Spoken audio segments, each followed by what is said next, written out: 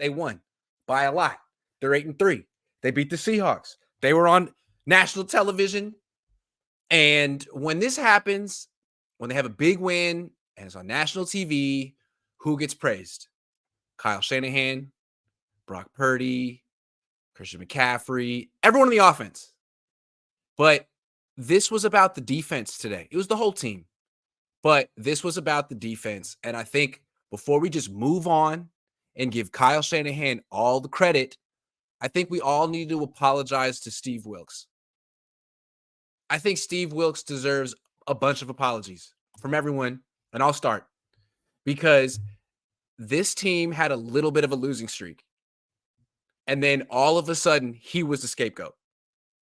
Instantly. He had to change where he was calling plays. Then he did.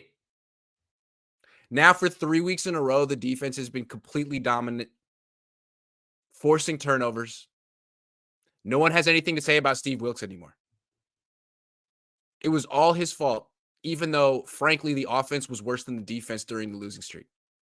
He took the brunt of the blame. He regrouped during the bye week. He got Chase Young, who did nothing in this game. And now he can't freaking miss. And no one has anything to say about Steve Wilks anymore. His pass rush got 6 sacks in this game. The run defense was on point. And the coverage was outstanding.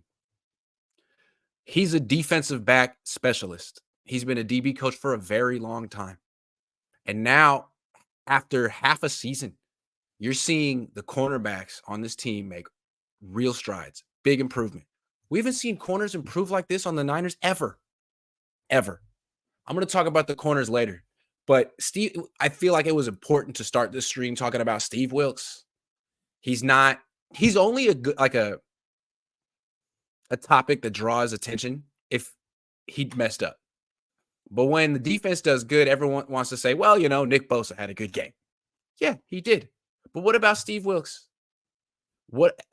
Because we know this is a defensive team, and for the Niners to win the Super Bowl, their defensive coach has to essentially be a co-head coach at least. And I don't know if Steve Wilks was like falling short of that for a while, or he wasn't quite up to it. He didn't quite understand, or he was learning, just getting acquainted. It was new to him, but now it seems like he's in the zone. Gave up 13 points today, but it should have been 6. He's really good. He's really good. I don't know. Maybe there was some issue with him being in the booth, but now that he's on the sideline and he can talk directly to the players, it seems like not only do they play hard for him, but he also has, he does a lot of interesting schematic things. He's a little bit more diverse, expansive than his predecessors, Saleh and D'Amico.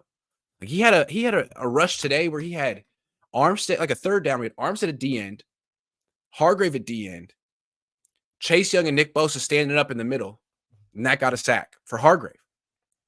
I think it's fun to see Steve Wilks, all of his creativity and his confidence come out, and I think it's cool that he doesn't expect any credit because he's not going to get any.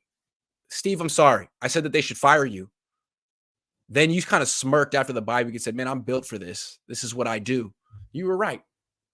D'Amico Ryan struggled his first half of the season with the 49ers. Then he was really good after that. Maybe that's what Steve Wilks is doing too. Maybe he just needed a little bit of an acclimation process, but he deserves the game ball.